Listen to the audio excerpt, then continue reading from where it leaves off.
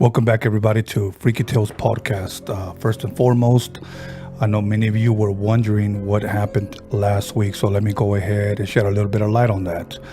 I got a lot of DMs and I got a lot of inbox messages telling me that I missed up their Friday. They were looking forward to it. They look forward to it all week.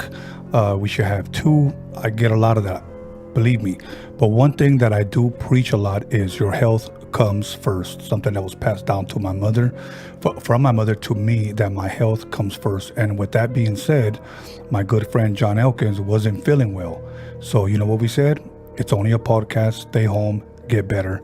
He stayed home, he got better, and now we're here. So I'm thankful for that. So that was pretty much just it. He just was feeling ill. And for those of you that prayed and didn't judge and left me nasty messages, you know what? Next time, just wait and understand the situation before you start telling me that, I'm a total failure. But anyways, with that being said, I would like, first of all, thank all the subscribers, people that are subscribed, people that have been faithful to the podcast, and people that love to tune in, and people that leave positive and negative messages. If you leave negative messages because you're negative, if you leave positive messages because you're positive, that's just the way it is. Okay. If you don't like something, I'll tell you what, here's what you do. If you don't like it, email me at freakytalespodcast@gmail.com. And right above me should be the Freaky Tales Podcast Gmail. And go ahead if you want to leave your freaky stories, paranormal stories, ghost stories, whatever. Anything you might have gone through, anything your family might have passed down to you, go ahead and share it with us. We would love to hear about it. And at the end of the show, as you know, we like to share 3 to 4 stories from you that have submitted, because that's how we welcome you into the show and we allow you to be a part of the show. If you want to be mentioned, if you want your name mentioned, then state that. If you want to be renamed anonymous, then go ahead and state that as well. And if you don't, then I'll just go ahead and read your name.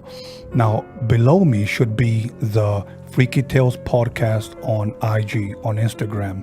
If those of you care to follow us for future content, that's where we post who's going to be our guest. Sometimes we don't like to do that simply because we want it to remain a mystery, a surprise to you guys. But I've just booked several other people for the next 3 weeks. And believe me, you are not going to be disappointed. Like tonight, you will not be disappointed. But without further ado, please allow me to introduce my very special guest, Sammy. Sammy, how are you? Very good, very good. Thank you for having me, Tony.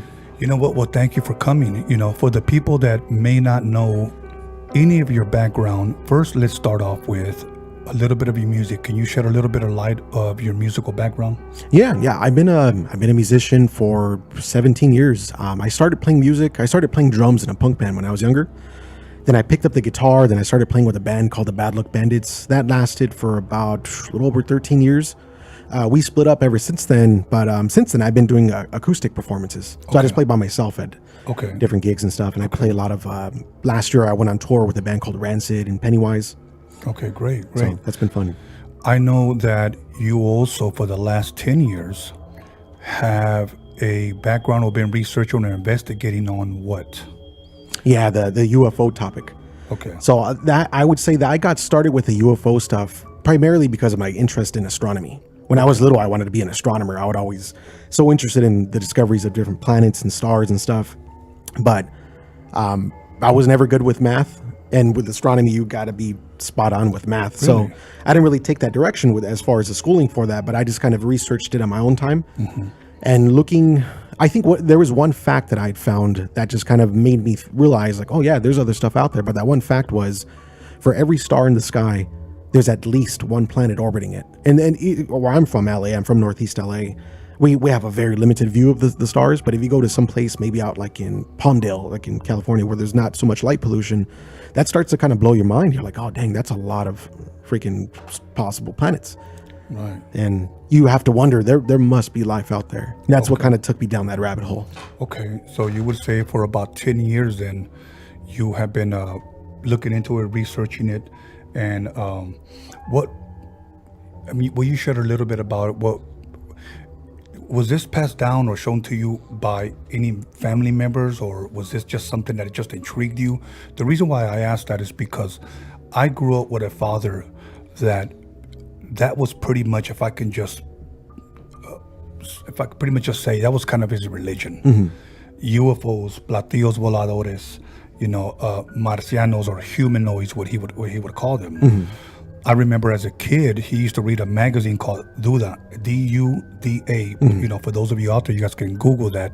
It's a real magazine, and it was all on UFOs, aliens, whatever correct name they give them today. And that's why I asked, was that passed down to you? Was it taught to you? Or was it just something that just intrigued you? I think it was something that intrigued me. With growing up in a Chicano family, my family and my mom and my grandma were very interested in the supernatural types of things. But I think just on my own, I kind of often started researching UFOs. But I did find that a lot of spiritual type stories that I've found, at least, they say that UFOs, or the aliens at least, could be demons as well. So I kind of found that cross connection, which is interesting. A lot of interesting theories on that. Well, we'll definitely get into that. My dad, and before we get started on this subject of aliens or / UFOs, my dad would sit down with me many times in his room, and he would talk to me about UFOs, aliens, and he was one guy that encouraged me to always buy a telescope. And I'll be real with you, I have yet to buy a telescope, but he would have telescopes, and we would go on top of the roof as kids. And he would set it up. He would sit there and drink his beer, and he would look over here, that's Saturn, or look over here, that's this. Look over. So that intrigued me a lot more than UFOs or whatnot. But I will say this, that I have brothers that are heavy into that. I have always been a skeptic. Because I always feel, and not to knock what other people believe, but somebody would ask me, Tony, do you believe life outside of planet Earth? I would have to say, like any other person probably watching, I just need to see something to believe. Right. I just don't feel that there's enough out there. But now on the other hand, my father would share things with me that I couldn't answer. I'm like, okay, how did that happen? Or what was that? So it kind of leaves you in the middle. So I guess I would say I'm a skeptic. I know when it comes to religion, there are people that will say, well, I'm an agnostic, meaning they don't believe, but yet they don't deny. Right. So that's where I'm at. Yeah. So other than that, let me start off by sharing with you, because during the week we were talking about what we were going to be discussing here. And I was watching the movie that we were talking about. Oh, Signs. Yeah. One of my favorite movies, and it's funny. I'm a skeptic, but yet I love watching that kind of stuff. Yeah. So that's kind of crazy, And now, Signs, obviously, in the movie, Mel Gibson, directed or produced by M. Night Shyamalan, if I'm correct. Yes. These beings came from outer space. If I'm correct, and they saw them, they were fast, they were tall, they almost looked like the creature from the Black Lagoon. Right. I don't know what they look like. I've never seen one. But now, when you told me, let's talk about this, it was so funny because I had just finished watching that movie. Yeah. So with that being said, can you share a little bit about when you began to dig, maybe in the early stages of those 10 years that you were researching it? What was it that you discovered? Did you talk to people? Did you just read a lot of internet searching? What was it that you began to look for? Yeah, I think what initially got me down that rabbit hole was just researching a lot of the facts that are, a lot of the discoveries that are made with astronomy. Yes. I look into black holes a lot. Another big one that was mysterious is dark energy. They say they have no idea what this is, but it's a big part of the entire universe. So after researching a lot of those things, it kind of got me a little deeper and deeper down the rabbit hole. And when looking into black holes, nobody knows what's inside of a black hole. Right.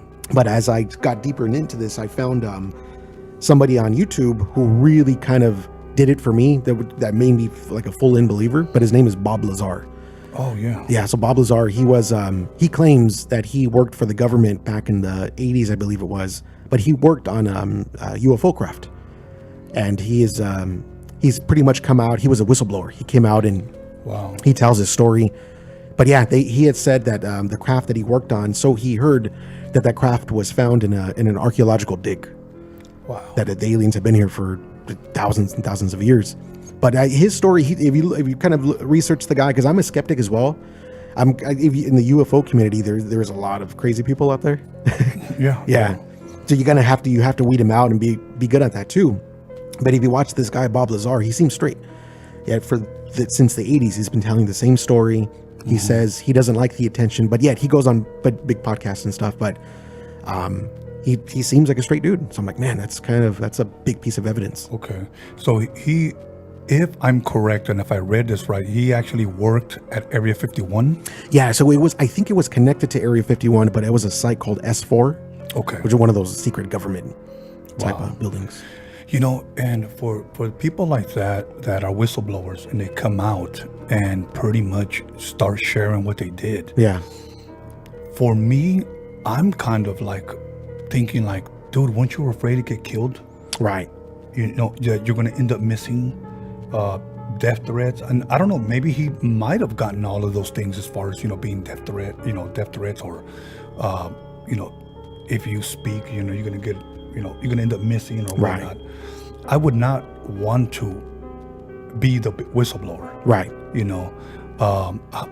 I don't understand why he decided to be a whistleblower, but one thing I will say this, because I am familiar with him, and I cannot say that I'm a student of his or I've been listening to him for years, but from what I have heard, one thing about him is that he said in the interview that I saw, I don't really care if there's any aliens out there.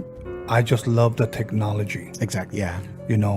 And the technology, he said, is just so far advanced, and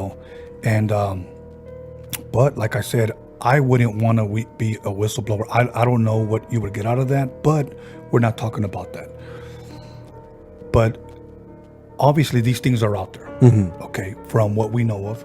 And let me touch on something that I saw. I believe this was 60 Minutes, and his name was Robert Bigelow.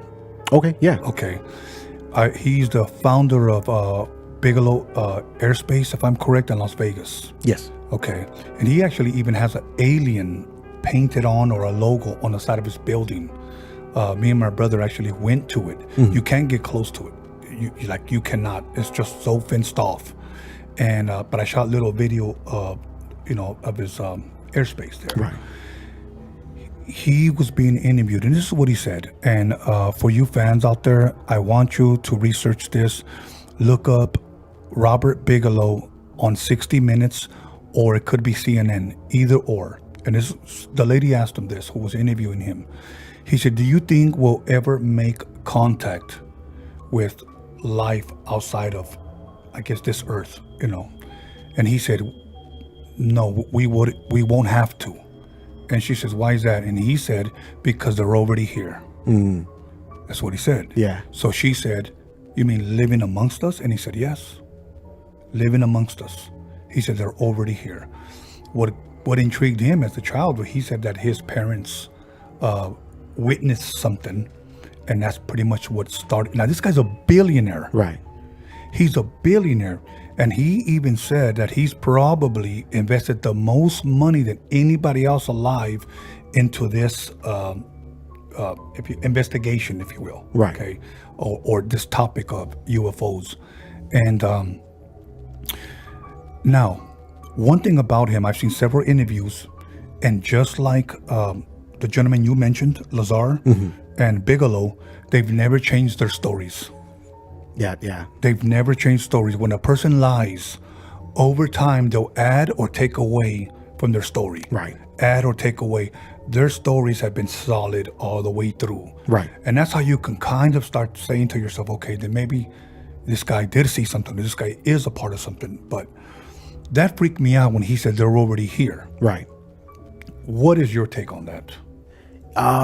Yeah, that's an interesting one. When Bob Lazar said that they found that UFO in an archaeological dig, that makes you wonder. It's like, wait, where all these stories about the Egyptians and how they were helped by aliens with the pyramids, a lot of that is just fun stories to tell, but it makes you wonder: is that true? Could it be the case, or the story of the Anunnaki, with the Sumerians? Have you ever heard of that? Well, you know what? Yes, I've heard of it. I didn't research it a lot because, remember, I'm a skeptic with this subject. So I will ask a lot of questions, not to challenge you, but to I guess to make you think, to brainstorm, and maybe you can give some of our fans here at Freaky Tales podcast, shed a little bit of light. But if you can, for those that may not know, can you share a little bit of that story? Yeah, so the Anunnaki, they were a part of, it was the stories that were told by the ancient Sumerian people. Yes. So the Anunnaki were pretty much gods that came down and helped them pretty much with civilization. And it's these crazy stories. And with the Sumerians, like a lot of their paintings and carvings, they have carvings of a full-on scale of the solar system. They have the sun and all the planets and stuff. And there was an extra planet in the solar system. And that's where they said that they came from. Wow. It's interesting stuff, yeah. Wow. And my dad, may rest in peace, he would be one guy that I would love to have interviewed. Yeah. He didn't speak English too well. He understood English, but he spoke, fluent Spanish. And even though he's pretty much been here all of his life, from Mexico, came to live here, and but he never really spoke English fluently. And he would share with me so many stories like what you just shared, but in depth, and he would take hours. Of course, it intrigued me. I just don't know what it was that kept me from fully unbelieving. I'm one of these guys that I want to see it, I want to touch it. Right. Sometimes I make a joke that so back in the days when cars used to have hubcaps, I said, what's to stop somebody from throwing a hubcap in the air and taking a Polaroid picture of it and then saying, look, this is it. Right. I go, that's what I'm seeing with these magazines. Yeah. So I have once again a brother that really, really heavy into this stuff. And I would always challenge him, not necessarily in an argument, but because I really wanted to know. Right. So I would always ask him, do you believe that there's life on other planets? And his answer would always be, there has to be. There has to be. So I'm going to ask the live chat right now, the people that are watching, if they believe in life living in other planets. And if it's yes, then put yes. If it's no, then put no. If it's I don't know, then put I don't know. But let's see what people believe out there. Let's see what the majority is. And when we come back from break, I'll have my good friend who's monitoring the live chat tell me there was more yes, there was more no, there was more I don't know, or whatnot. So if you believe in life on other planets, put yes. If you don't, put no. If you don't know, then you don't know. Yeah. Okay. Now let me ask you: have you came to the conclusion that where you definitely believe that there's life on other planets, or are you somewhat still in the middle? You know what? I'm kind of in the, well, I would say if I had a gun to my head, I would say yes. And the reason why is because I think it was last year I took a trip down to JPL, NASA in Pasadena. They were having an open house. So at the open house, you were able to go through different exhibits. And I went to an exhibit called the Exoplanet exhibit. And it was a bunch of these scientists that you were able to go up and talk to. And that's the first place I went to. It's like one of the first questions I asked, I said, do you think there's life on other planets? And they gave me the science type answer, which was what they look for is planets that show gases that could possibly sustain life. And they said there's definitely planets that are on quote unquote the Goldilocks zone that could sustain human life. And they said, yeah, there's definitely planets out there like that, but we don't know. They're so far away. He's like, so it's hard for them to really answer it. I was trying to really get an answer out of the scientist, but he couldn't say. But I think after even other stories like this guy, he was an Air Force or Navy commander named David Fravor.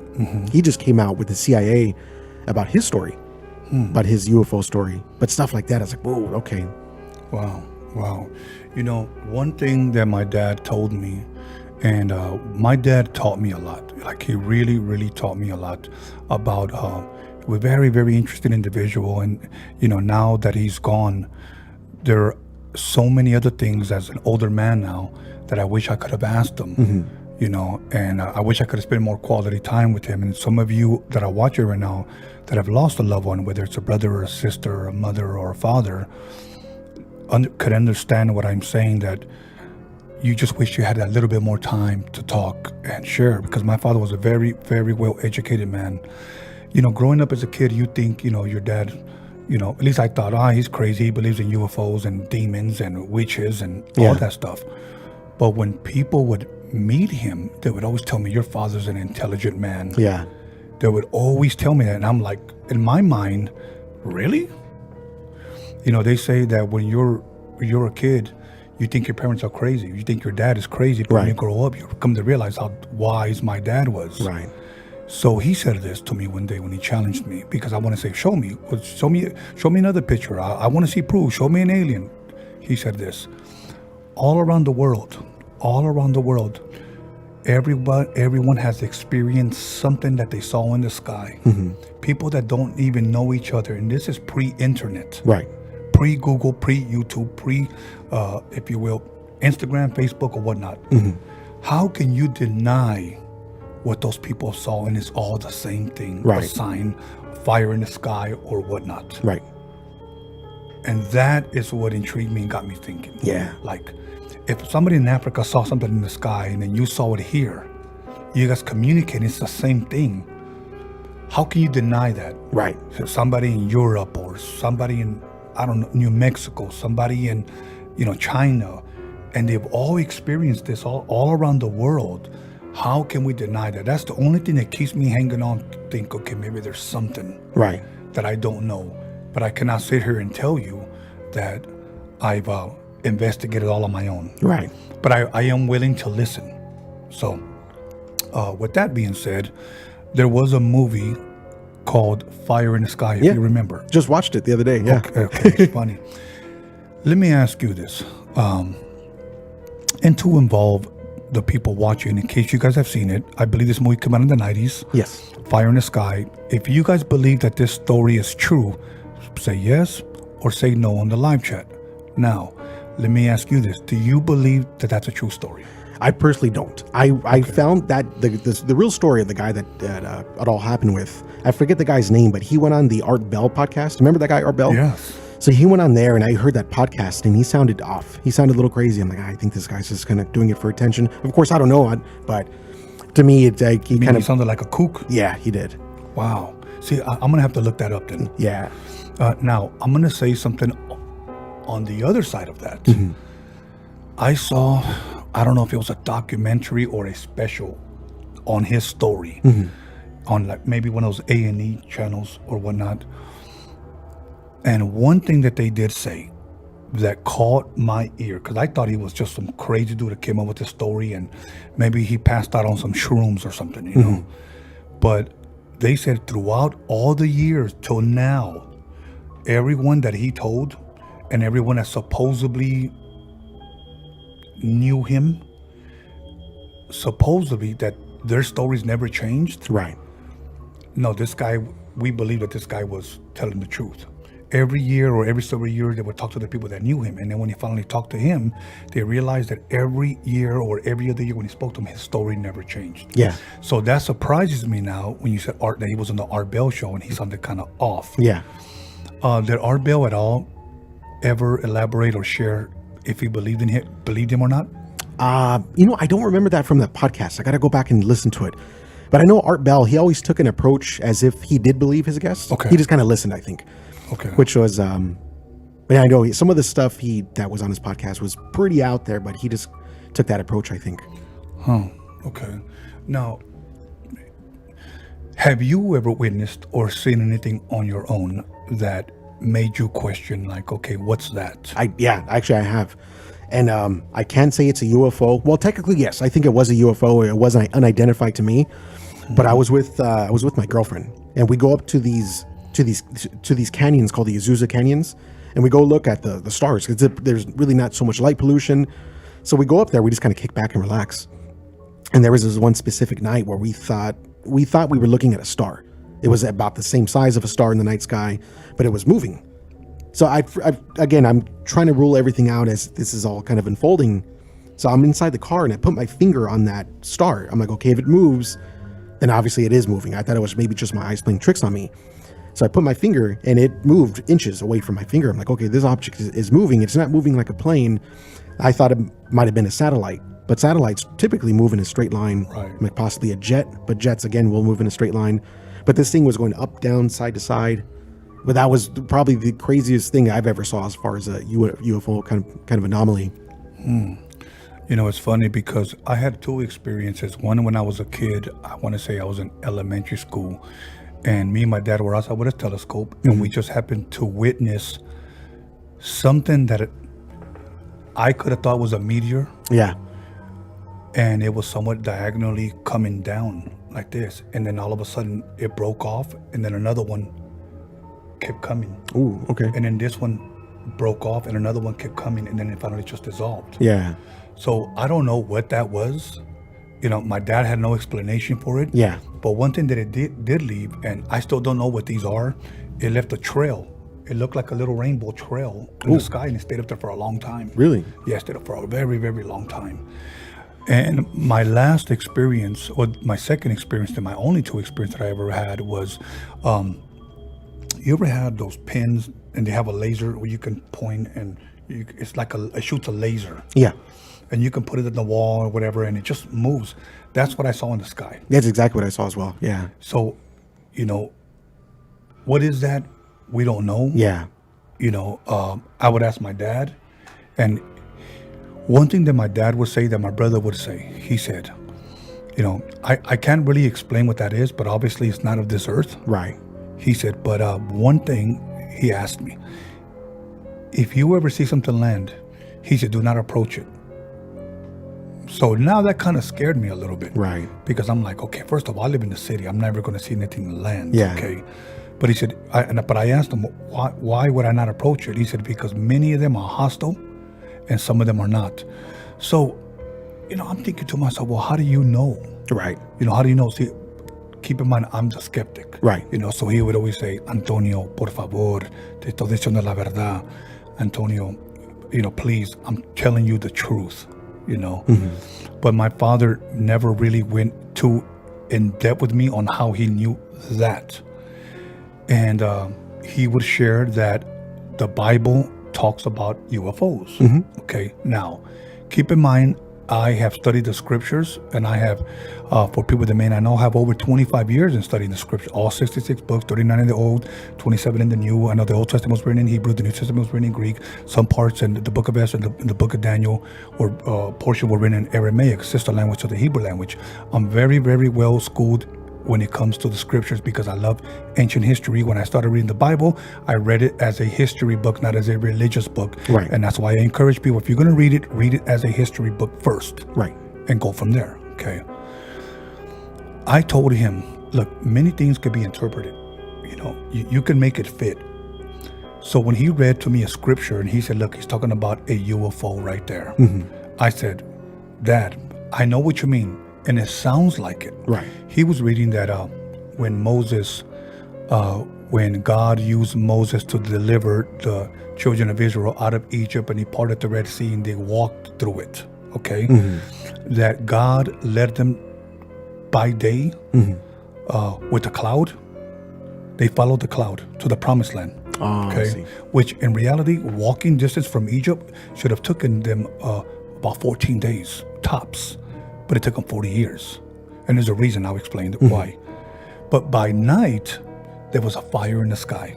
Oh, okay. And that's what it says. So for him, that's a UFO by day. Uh-huh. That's a UFO by night. The fire in the sky. Look at, and that cloud. That's the best way to describe it. I said, why can't it just be a cloud? That's what I just said. You know, right. Why can't it just be fire in the? I mean, you can't take it and think it means more than what it just says. Right. You know, then he talked about the book of Ezekiel, the wheel in the middle of a wheel. Yes. You see, that's a UFO and it's spinning, you know. And I said, you're reading it out of context. Again, I'm the skeptic, so I challenged him a lot. Yeah. Read what it says before, read what it says after, read it within context. I study hermeneutics, which hermeneutics is how to interpret scripture. Okay. So I tell you have to read it within context.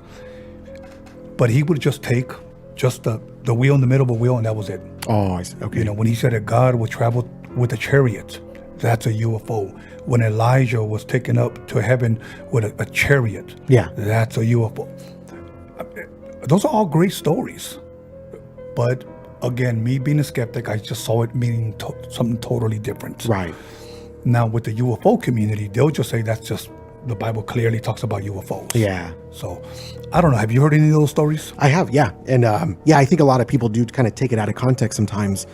But yeah, I do know briefly some details about the book of Ezekiel, which kind of talks about like the chariots. And it seems like it could be UFOs, but we're not, there's no real hard evidence to say that, that it is. But with talking about your father, I would talk about this a lot with my mom as well. And I lost my mom recently. Sorry to hear that. And I wish I can go back and talk to her about these things, but my mom had a lot of faith.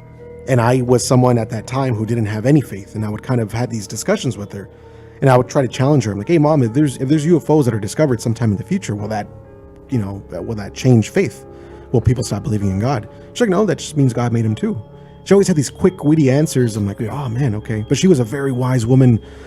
And we would talk about that. We would talk a lot about, do you think there's life on other planets? She's like, oh, yeah, there has to be. So she really did influence me because her approach is she had hard, solid faith, but she still kept an open mind to all these different types of things. Yeah. I once asked a preacher one day, I met him at the swap meet, and the only reason why I knew he was a preacher because he was walking around with a Bible. I was a teenager, so I just walked by him and I asked him. I said, hey, why are you carrying the Bible? I just asked him. And he just said, because I'm a man of God. That was the first time I ever heard a person refer to themselves as a man of God. Most people would say, well, I'm a Catholic or I'm a Christian, but he didn't say that. He referred to himself, I'm a man of God. And it kind of shook me because I've never heard that before. Right. Okay. So I asked him this, because of what my dad put in here. I asked him, do you believe in life on other planets? And he said this, yes. And I said, you do? And he said, yes, in heaven and in hell. Ooh. He said, that's it. And he walked away from me. That's a heavy answer, yeah. Yeah, I was like, what the hell? It blew me away because this guy was so serious. He's not somebody you could have been sarcastic with or but that was my only encounter with this guy, and he was serious. Yeah. Now, whether that's true or not, as far as, maybe he just didn't believe in it, maybe believe they don't exist, but it goes back to what you said earlier. Some people have even confused them or tied them into with demons. Right. Because the scriptures refer to Satan, to the prince of the power of the air. Right. The air. Now, biblically, and this is very interesting for people that are watching right now, there are 3 heavens that the Bible talks about. 3 heavens. The heavens in the sky, that we could see the clouds. So when the Bible refers to lift your hands to the heavens, it's pretty much lift your hands up. Okay. Then we have outer space. Okay, where the cosmos and the other planets are. That's the 2nd heaven. The 3rd heaven, the Bible claims, or the Bible states that that's where God resides. And you know where it says on what side he resides on? On the north. Really? Yes, okay. On the north. You guys look it up. So the Bible talks about 3 heavens. Okay. The sky that we see, outer space, and where God resides. Okay, that's 3. Now, they're just, I don't want to get too ahead of myself, but let me share this. The Apostle Paul wrote that he didn't know if he had died. He said, whether I was in the body or out of the body, I don't know. And he said that several times. He would say it again, whether I was in the body or out of the body, I don't know. But I was taken up to the 3rd heaven. That's what he said. Ooh, okay. Okay. Now, I bring that up because I want to get into people claiming that they've been taken up. Right. Okay. But this is what he said, that there are things that I am not allowed to even, I'm paraphrasing, I am not even allowed to even speak about. He couldn't even talk about what he saw because of what he saw. Not only did he feel that he was not given permission, but that he couldn't even put it into words. Like it was just something totally different. Yeah. I'm a little skeptic when people write books and they say, I went to heaven and this is what I saw. Yeah. And it becomes a bestseller. Here you have someone who saw Christ, Jesus. Right. This is what he wrote on the road to Damascus, and he appeared to him. And he was taken up. He comes back down and says, I'm not going to write about it because I wasn't given permission, and I can't even put into words what I saw. And then you got guys today, I saw it, I'm going to write about it. Right. Full on descriptions, yeah.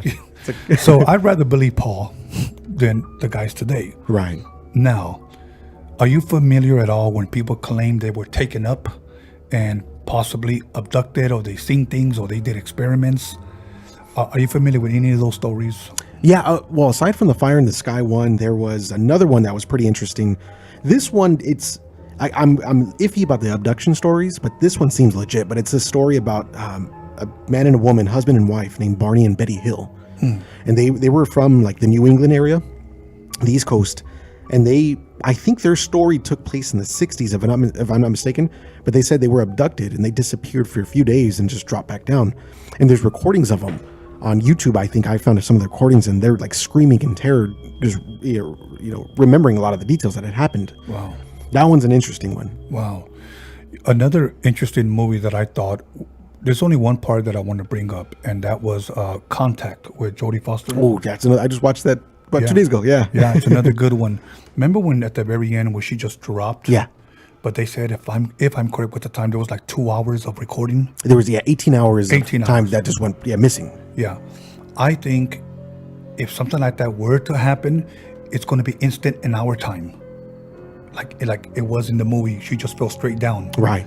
And then she tells everybody, I was there. No, you fell straight down, meaning it was hours somewhere else. But here, in our dimension, it happened instantly. Right. It happened instantly, almost like kind of like the movie Back to the Future. You can leave, maybe spend a year or so somewhere else, but when you come back, you can come right back at the exact same time that you left. Right. And I think that's what Contact was sharing. Right. You know? Now, can that happen? Can a person travel into a different dimension, taken up, abducted? I don't know. All we hear is stories. Right. But one thing that gives these stories credibility is that throughout the years, their stories never change. Yes, yeah. Again, people like to add or take away from the stories as time goes on. If I'm correct, and people can look this up, the Fire in the Sky story, that guy, I just heard recently, and I may have it wrong, but supposedly he's saying now that he remembers some stuff that he didn't remember then, and he's writing about it. Oh, okay. That doesn't sound right. That sounds iffy. Yeah. Yeah. So, There was actually a fact at the end of the movie. I totally forgot about this up until I watched it about a week ago. But at the end of the movie, it said that all the friends, and including himself, they took a lie detector test, and they passed the test. They passed the test. I'm like, oh, I didn't know that. Okay. That kind of changed things. I'm like, oh. Yeah, you're right. Wow. But another good movie that kind of touches on the same topic of like time is Interstellar. Have you seen Interstellar? No, I haven't. With Matthew McConaughey. It's a good movie. It's more like a outer space movie. It doesn't really touch on aliens, but it talks about what they would call relativity. But it pretty much in the movie, Matthew McConaughey goes to a planet that's next to a black hole, so their time runs faster than Earth. So when he gets back to Earth, he's younger than his daughter. His daughter's like an old lady, and he's still a younger man. It's a weird thing, but getting back to the dimensions, and I would talk to my mom about this too. She said it's a possibility that heaven exists in a different dimension, that the time is different. What could seem like a lifetime here is maybe a second there, a moment there. Here is a verse that I want to quote, and I think it's taken out of context a lot, and it's in the Bible. And it says, a day with the Lord is like 1,000 years. Right. And 1,000 years is like a day. But now people like to say, okay, but so 1,000 years is like a day. No, it didn't say to us. It said a day with the Lord, with God. Right. Is like 1,000 years, and 1,000 years is like a day. Right. So with that is saying that with him there is no time. Right. There is no time. I mean, the way we think here, we think linear. We have a beginning. I was born on this day. Yeah. And on this day I'm gonna die. And we're somewhere right now in the present in between. God has no time. Right. That's why sometimes when the Bible states, that he always was, because there was no time. There is no time with him. That's why it could be a day with him, or it could be like 1,000 years with him. Right. Because there is no time. That's why we call it, if you will, eternity with him or eternity in hell, if those things exist. Okay. Right. But I do believe in different dimensions where possibly there is no time. That's why in the movie with Jodie Foster Contact, she could spend 18 hours there, come back, and it was instant. Right. You know, she spent, you know, it could be an eternity. She could have been up there for so many years, possibly. We don't know. We like to say years for lack of better words, and she came back and it was instant. Right. You know, so I found that out to be interesting. Here's another one that I want to touch on, Prometheus. Oh, Prometheus. Yeah, the Alien prequel. Yeah. Yeah. And all of that was just, I believe somebody was trying to get alien DNA so that he can live forever. I'm not sure exactly what that whole thing was. But what I want to touch on, in the very beginning, do you remember they were digging in the caves and they actually found cartouches of UFOs? Yeah. Okay. Now, let's bring that to today.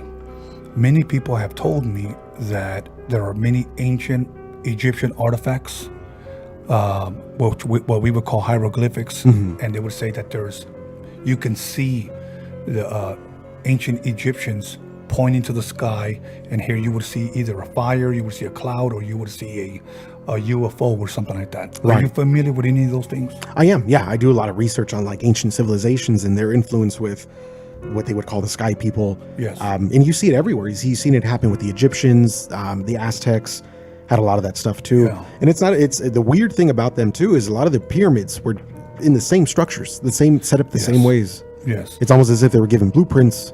Right. My theory, of course. Now, going back to what my father told me, he would tell me, how can you deny that if it's everywhere around the world? Yeah. Even people generations before us saw something and drew it. You know, how can you deny that? And that's what kind of made me like, okay, I guess me being hard-headed, I just wanted to see more before I fully dove into it, you know. Now, let me ask you a question for those that are probably wondering. Have you ever researched or found out within your 10 years of studying anybody that has ever seen anything? Yeah, there was one of the most recent stories that I found to be probably the most credible story next to Bob Lazar was this guy named David Fravor. He was a commander in the Air Force, I think it was, the Air Force or the Navy. But his story took place, I believe, back in 2007. But he pretty much said that while he was doing a mission down towards San Diego or Mexico, he was over the ocean and they found something on the radar that looked like a Tic Tac. So they were unsure of what it was because it wasn't registering as one of their planes or anything. And they, based on the radar, they said it was about 40 feet. So they dropped in to try to get a little bit closer to it, and that thing just went from one spot to another spot in a moment. And he gives much more details if anyone's interested in looking up David Fravor, the Tic Tac UFO. Okay. But the CIA has just released evidence saying that, yeah, this is true. And they've also put out documents saying that they've discovered crafts that are not of this world. That's what I want to talk about. Yeah. They just recently released that, like not too long ago, correct? I believe so, yeah. Now, this is public knowledge, just in case the people watching this podcast can look it up, right? Yes. And what can you give them a little bit more info of how they can look it up? Yeah, a lot of people don't know that you can go to the CIA website and look up some crazy documents. There's documents on UFOs, a lot of documents on remote viewing. People that are able to kind of, using their senses, they can see what's happening in another country, like give details about someone. It's Really? weird. It's strange, yeah, but it's called remote viewing. I've never heard of that. Wow. And there's a lot of papers on energy, on pretty much Tesla thought that all the secrets of the universe, Nikola Tesla, Yes. the guy from early 1900s, 1800s, he thought a lot of the secrets of the universe were held within energy, frequencies, and vibrations. And they have papers on that, just kind of explaining that this could be what we know as ghosts or different dimensions, things like that. Okay. It's crazy stuff, yeah. Yeah, I guess. And today we'll just say bad energy, good energy. Yeah. Yeah. Yeah. Wow. Now, have you come across anyone or have read or have researched about anyone that has actually seen an actual being? A being? A humanoid, or what we would call when we were kids Martians, or, you know. Yeah. I've come across a few of them. None of them really seem too credible. They seem a little out there. But Bob Lazar, he did say that he saw what he thought was a being for a split moment. He said he was walking to the site where they were working on the UFOs, and he looked in this room and he thought he saw a little person. He's like, I don't know if it was a kid, maybe a little UFO. He's like, I'm not sure, I can't say. Wow. So I'm like, oh, okay, that was interesting. See, now as a skeptic, and I'm sure there's people out there, that are a lot like me, and that's why I like to sit in this chair as a skeptic, because I'm asking questions that they would like to ask. Like what you just said. Out of your 10 years of research, and I'm sure there's people out there that have researched for longer, but I have yet to come across someone that has researched and that they actually believed that the person that they heard actually was either abducted, saw a being of some sort. They're always just saying, well, this person claims, we don't know if that's true. This person claims. We don't have anything concrete on that. But what we do have is people have seen things in the sky. Right. I think that's probably the most credible piece of evidence that we have at the moment. It's just people's eyewitnesses of things in the sky. I'm going to share with you an interesting story that my father told me, and I wonder if there's people out there listening that have ever heard this before. It's kind of weird, but this is what my dad believed. Since he believed in the book of Exodus that the cloud through day was a UFO. The fire in the sky by night that they followed was a UFO. The chariot in the sky that took Elijah was a UFO. Just so many things that whenever the wheel in the middle of a wheel in the book of Ezekiel, he truly believed that Jesus Christ is coming back in the last days. Okay. And that he was going to be coming back in a UFO. That's what he said. Really? That's what he said. Now, did he mean a chariot like what he read in the Bible? Yeah. I don't know, but an unidentified flying object, that's how he would come back. Right. I know in the book of Revelation, it talks about he's going to come back on a horse. I see. Okay. But then he would tell me, no, that's just, figuratively speaking. I'm like, okay, well, I'm reading horse. That's what I'm coming back like a conquering king, okay, from the sky. So he goes, see, look, the sky, he's coming back. I've never believed that. I believe that's his own interpretation, but he actually shared that with everyone. Jesus Christ is coming back on a UFO, and now let's create if you will, a scene here. Say that something one day did land somewhere, wherever, and we can't identify it. We don't know what it is. And he tells us, you know what? We put you guys here millions of years ago, or whatnot. We put you here. Do you know how many faiths that experience will destroy? It would, yeah. People would destroy their faith. There are three monotheistic religions, which is Christianity, Catholicism, and Islam. And isn't it funny? And I want everybody to do their homework. All of these three religions believe that we are living in the last days. That's an eerie one, yeah. Yeah, the last days. I keep thinking about that too. So, with that being said, I do believe that we are going to be seeing things. Can I explain them? No. Yeah. Before I ask you a question, and I always found these things very, very intriguing. The disciples asked Jesus, okay, they said, what is it going to be? What is it going to be like right before you return? My father read this to me, and then I began to look into it. He's saying UFOs.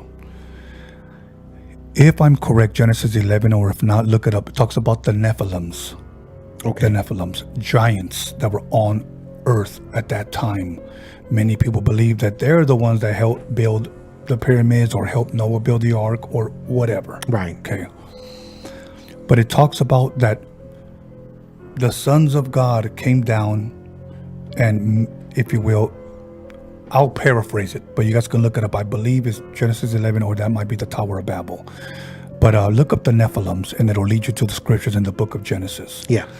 And it says that many people interpret it that whatever came from the sky made it with women and they had giants. Oh, okay. Now, I'm about to blow somebody's mind right now. That happened right before the flood that the Bible talks about, Noah's ark, Noah's flood. Right before. So the disciples asked Jesus, what is it going to be like right before you return? And here's what he said. As it was in the days of Noah before the flood. Oh, dang. What did we see? We read that something came from the sky. Okay. The sons of God is what they're referring to. Many people believe that those were the fallen angels of heaven. Right. That were kicked out of heaven, gave up being an angel, and took on human form. Weren't those called the Watchers? Is that what they're referred as? Or is that maybe in the scriptures, they're referred to as the Nephilims. Nephilims. Okay. Okay. So you guys can look it up. The story goes like this. Okay, that they left their own abode, meaning they stopped being angels by choice, and they took on human form, but they were not humans. Okay. They made it with women, and they had giants. Okay, and then eventually that's when God brought the flood and destroyed them all. Started over again with Noah, his wife, his 3 sons, Shem, Ham, and Japheth. They had 3 daughters. Not 3 daughters, 3 wives. So there was 8 people that were saved out of that entire flood. Yeah. And then civilization began again. Then we have the Tower of Babel. But look it up. So the interesting thing was when my father shared that with me, spooked me. He said, look, right before the flood, what happened? Something came from the sky. Yeah. And he said, that's the way it's going to be right when he returns. He goes, so something is going to come back from the sky. Yeah. That's pretty creepy, man. That's scary. Yeah. It is scary. And that's another thing that to kind of segue or not get off topic of UFOs, but that's another thing I did research on was a lot of the stories of the Bible, and there's a lot of evidence that did prove that there was a flood about 12,000 years ago around the time of Noah. Yeah. For sure that happened, yeah.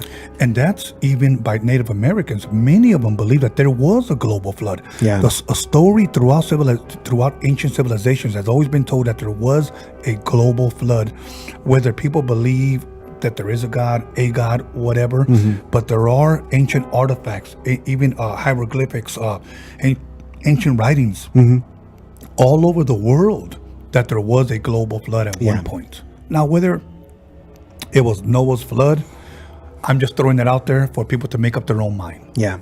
So, with that being said, we're about to take a 5-minute intermission in a little bit, but anything else you want to share before we leave this topic and jump onto our next topic? Anything possibly that we didn't cover that maybe you wanted to bring up? Maybe you have another story or anything you want to share?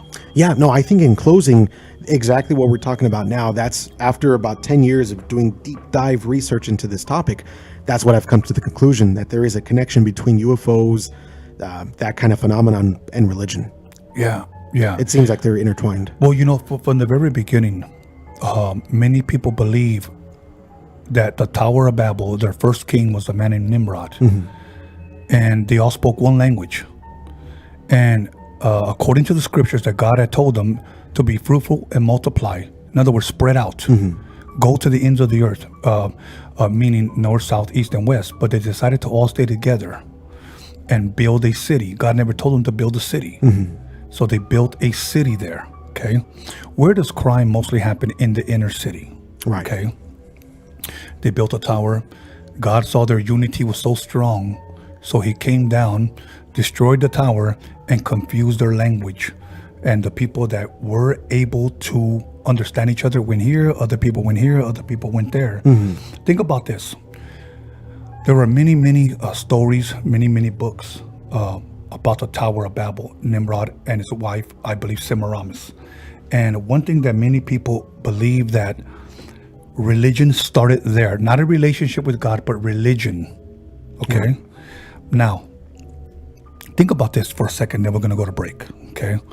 They believe that the religion started there at Tower of Babel, and the religion that they had there, they took with them wherever they went. Okay. Think about this. Catholics, they have pictures, and this is not to knock on anyone's faith. With all due respect, I just want to share a story. Catholics have a woman holding a child. Right. All over the world, many different religions who don't even believe in the Bible have a picture of a woman holding a child. That's just all over the world. Yeah. 3 religions that come to mind. Okay, Islam, Okay, again, with all due respect, I'm just sharing what I've studied, not to knock anybody's faith. Islam, just look at Hinduism, Buddhism, and even Catholicism. They all pray with beads. Yeah, that is true. Yeah. Where did all that come from? You must, yeah, it had to come from one point in time. One point in time, exactly. So that's where people believe that all religions started there at the Tower of Babel, and then when they were dispersed, they took whatever they knew to their country, and that's how religion started. So with that being said, we're going to go ahead and take a 5-minute intermission. We'll be back with a whole different other topic. So if you would like to call somebody and let them know that we're live on Freaky Tales Podcast, and we're about to change the channel and talk about something totally different, we want to thank you for tuning in, and we'll be back in 5 minutes. Don't go anywhere.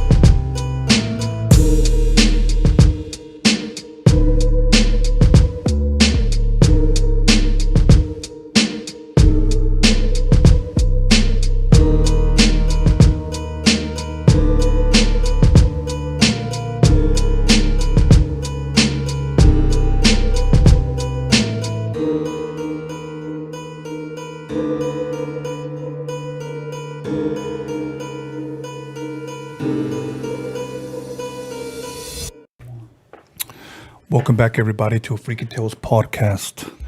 And here with my guest, Sammy. And once again, I just want to promote that we will be sharing the stories, which I forgot to grab on the table. And if my friend can hand them to me, if you could just get up and just grab them for me, my apologies. And we will be reading about 3 to 4 stories at the end of the night, at the end of our program. So give me 1 second. And I have your stories here. We definitely can't miss out on that. But above me, once again, I would like to push that you can email us at freakytalespodcast@gmail.com. So if you want to submit your stories, freakytalespodcast@gmail.com. Or if you would like to follow us on Instagram for future content, Freaky Tales Podcast on Instagram. Soon we'll have our website up where you could buy merch and other things. But for now, we're going to go ahead and get back into it. But you know what? Let me just say this, Sammy, real fast. If you have not yet subscribed, please subscribe. I'm trying to reach at least 3,000 subscribers by the end of this month. I think we're almost at 2,700, if I'm correct. But I'm trying to reach that 3,000 mark by the end of this month. So I encourage you to please subscribe to Freaky Tales Podcast, or please recommend our page to your friends and family. So without further ado, once again, thank you, Sammy, for being here. I know we had an interesting conversation about aliens and UFOs and stuff like that. Yeah. It's always an interesting topic. I know we could spend hours and even go deeper. I know we were probably just touching on the surface. Or, Yeah. Because it goes deeper than that. Yeah. And me being a skeptic, not only do I like to bring up what was taught to me, what was shared with me, but also what I know, and at the same time where I stand. So with that being said, I know we wanted to touch on a little bit on Mexican folklore, meaning Mexican stories that were passed down to us by our loved ones. So I know you told me that your grandmother, if I'm correct, shared with you a lot of stories. Yes. A lot of stories that she seen or she experienced or whatnot. Can you share with us a little bit of what you mean by that? Yeah. So my grandma, this would be my mom's mom, and that side of the family is from Jalisco, from Guadalajara, from Mexico. And a big part of my youth was when we were younger. I was probably 10, 11, 12. I would get with my cousins. We'd go to my grandma's house. We'd put on scary movies. She was the one that introduced me to the scary movies, Exorcist, The Lost Boys. And she would get together and she would tell us stories. And a lot of these stories were either stuff she experienced or stuff her dad and grandpa experienced. Wow. From the little pueblos down where they Right. were from. And one of the first stories that I remember, and I remember it being almost funny because it was so crazy and so extreme. But actually, I just researched the story and I found that the thing that she was talking about in the story that she told, and I'll tell the story right now, but it's called La Ciguanaba. Okay. And it's a woman with a horse head. But she told me that back this was her grandpa. Her grandpa was like a womanizer. And she had said that her grandpa was at this one fiesta in the little pueblo that we're from, and he was chasing around this woman, but he could never see her face. He was always trying to get her attention, just tapping her back. And he finally followed her to this one house, and he turned her around, and she had the head of a horse. And that story will never leave me because I'm 10, 12 years old. I'm like, wait, what? That's crazy. But it was also freaky hearing that back then too. Wow. And what was the name again? If you can pronounce it. It's called, from what I found, it's La Ciguanaba. So you guys can actually just Google the woman with the horse head. It's interesting that you bring that up because my father told me a story about weird that you said he was a womanizer. Okay. My father shared a story with me where he said he had a friend, and this is where his friend's life changed. He was a womanizer as well. And that he came home drunk, okay? And that short story, he went into the restroom, kept washing his face, and his eyes kept getting blurry and blurry and blurry. And he just said he finally looked, and he said he had a horse head. Oh, okay. His reflection was a horse head. That's the first time I ever heard that. And I was a kid when I heard that. Yeah. But that never left me because that is so odd. Like he would say, tenía la cabeza de caballo. He had a horse head. And as a kid, I'm thinking, like, out of all things, a horse. Right. You Yeah, that's pretty wild. So, for those of you that want to look that up, once again, you guys can Google, I guess the woman with the horse head. Yeah. That's pretty wild. And let's just say, once again, whoever experienced that on your side of the family, I mean, they must have been freaked out, Oh, yeah. I mean, to experience something like that, So, there's a movie that I like to watch every once in a while, and I think people will know and understand when I say what I'm about to say. The Devil's Advocate. Ooh, that's a good one. Yeah. With Al Pacino and Keanu Reeves. Keanu Reeves, yeah. Do you remember his wife was drinking and she went shopping with the women? And they said, get used to it, spend this money or whatnot. This woman just drinking away. Pretty much, they weren't really doing much, but just buying clothes all the time. Their husbands were big-time lawyers. Yeah. But they were in a clothing store, and this one girl threw on a dress, and when she did, her face changed and transformed. Yeah. Okay. I bring that up because there was a show, I watched all 6 seasons, and it was called Grimm. Okay. Grimm. You guys look it up. There's 6 seasons of it. It was called Grimm. And there were people that were able to look, I will say, the supernatural. Where they were able to see what the people really, really were. If you were a demon, I will be able to see that you were a demon. Like at a flash. Okay. My father told me that he had seen stuff like that. So by you telling me that this person turned this woman around, she had a horse head, I wonder if he saw what she really was, or was it literal a horse head? Right. That's what I'm thinking. Yeah, and it's another thing too that's interesting is there's stories from all over the world that talk about shapeshifters. Okay. And that's what I'm thinking. Maybe it's something like that. Can you share with us for those that may not know, because this may be new to people when they hear the name shapeshifter? Yeah. What exactly is that? It's kind of like you explained how when, like in the Devil's Advocate, where they appear one way but in a split moment they change. Something about their face changes that shows them their true self. But that's what a lot of stories that I've heard, at least, that they report. When you guys get a chance, if you guys want to see a little bit more of this, again, look up Graham. At least look at some of the trailers. And there's a guy that works for the police department, and he sees people for what they really are. He arrests people, and he'll turn around and he'll see a guy with a face of a bee. He'll see a guy with a face of a gopher, and he'll see them for what they are in a split second, and he'll know that these are, whether we call them aliens or whether we call them demons or a shapeshifter, whatever the name is, but he's pretty much saying that they're living here amongst us. Yeah. That is pretty wild. The only time that I can say that I've ever actually seen or experienced something like that was walking out of a club in, I want to say it must have been 1990. I walked out of a club in Redondo Beach, and it was this female. She was drunk, and now today, if I say the story, people won't believe me, because you know how you get people that have dyed their eyes all black? Yeah. Even the whites of their eyes, they dye them all completely jet black. Yeah. It's like a tattoo, eyeball tattoo. Okay. And I was faded. I really was. I was really, really drunk, and I was walking out, and I saw her, and I was like, hey, you dropped your purse. Hey. And she turned around, and this is no lie. Her smile was like right up to here, and her eyes were completely jet black. Oh, dang. Now, I was looking at her with my eye vision's like blurry, and I was like, and it startled me. Right. And she goes, in a man's voice, I got it. Oh, damn.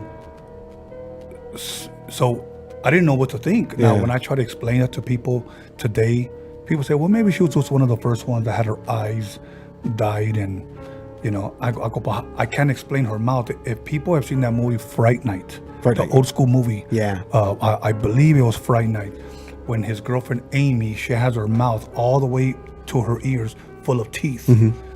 Even though I didn't see her teeth, but that's how I saw her mouth. That's the only time that I've ever seen that. Yeah. That I look into the supernatural realm and saw what they really were, or was it literal? I don't know. Right.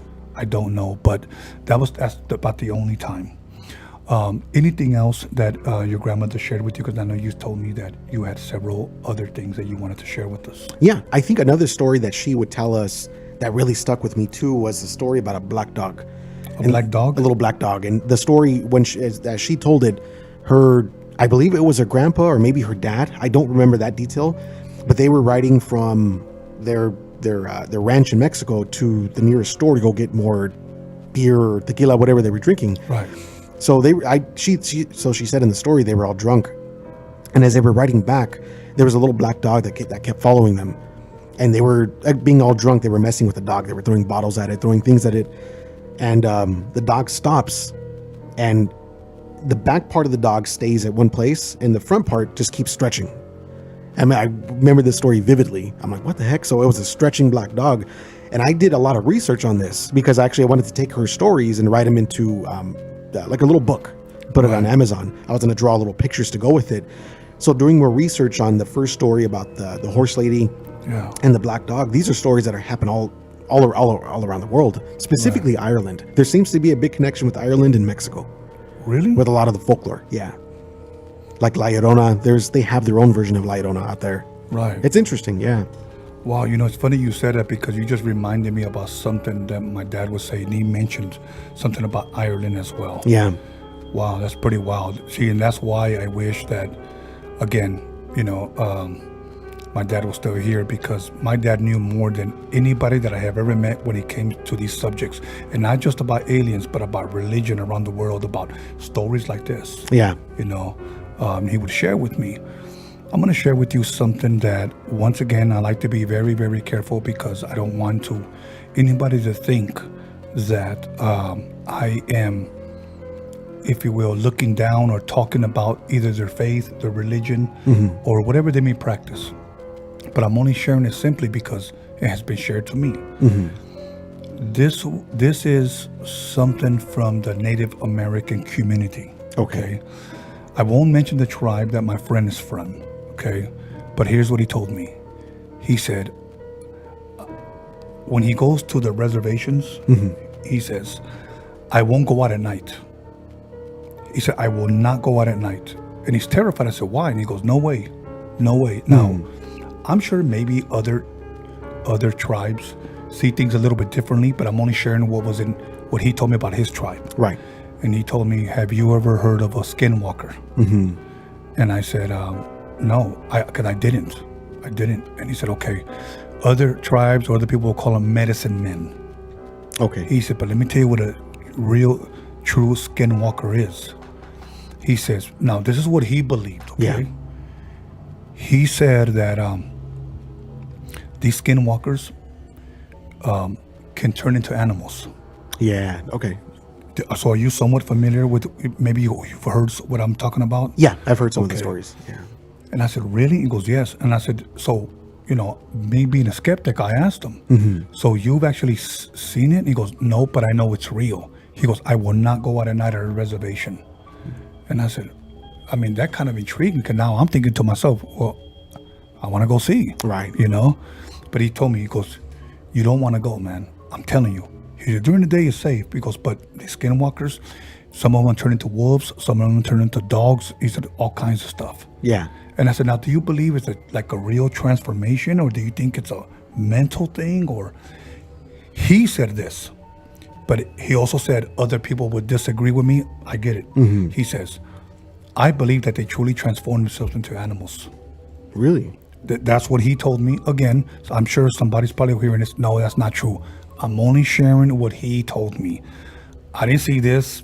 I don't practice this. I don't go to reservations. I'm only sharing what he told me. And since we're talking about horse heads, people transforming,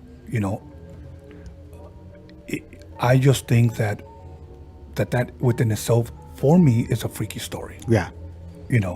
Because say that is true. Would you want to see that? No. Yeah, I don't think I would. Yeah. That traumatized me, yeah. Yeah, and that's why he said, I don't go out at night because they're out there. And I said, okay. So I left it like that. But, you know what's interesting, too? I was going to backtrack on something you had said about Robert Bigelow.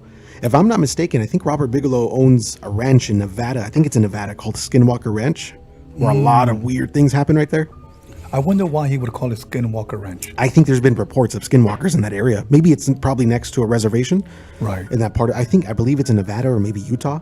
But Yeah, I've heard different things about how they report alien phenomena or skinwalker stuff. Okay, like that too. for those of you that want to know a little bit more, look up once again Robert Bigelow Skinwalker Ranch. Yeah. Yeah.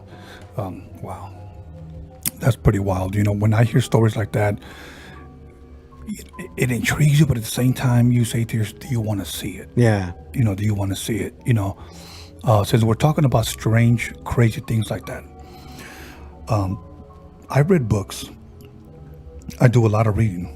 And most of my listeners on my other podcasts know that I do a lot of reading.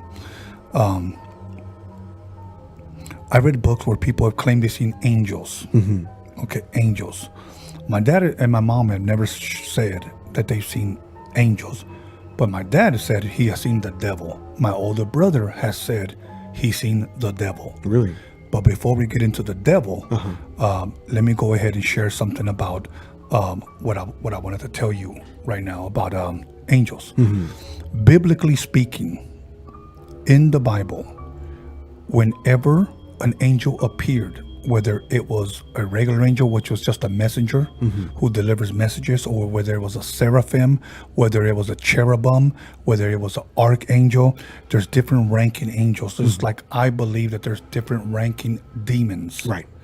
Okay. The difference between God and Satan, God created Satan. Okay, Satan is just an angel, but not just any ordinary angel. He is called the anointed cherub, meaning he is the main angel. Okay. It talks clearly how God took his time and created him. And even said he is anointed, meaning God's presence is upon him when he was in heaven. Okay. He got kicked out or whatnot. But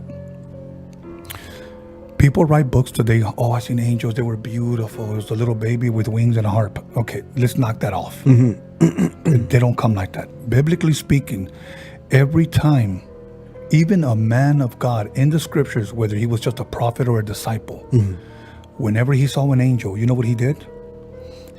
It would say that he would fall face first and he feared for his life. He was terrified. He was shaken almost as if he was a dead man.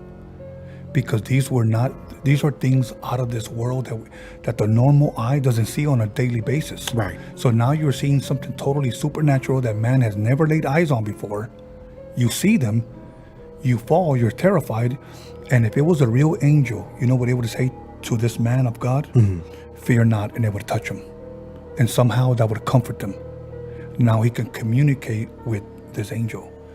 And but every time in the scriptures, these angels were not human-like. Right. You know, every single time I fell down as if I was a dead man, and he would touch me and he would say, fear not. Every single time. So when I read people that write books, oh, I seen angels, or they were just playing by the corner of my bed and they were playing back and forth and stuff. No. Yeah. You know, I don't believe you. Okay. Now, I said that to say this.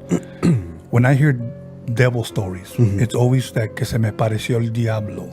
It seems like whether you're Mexican or whether you're Latino, somehow, some way, everyone has a story que se me pareció el diablo. The devil appeared to me.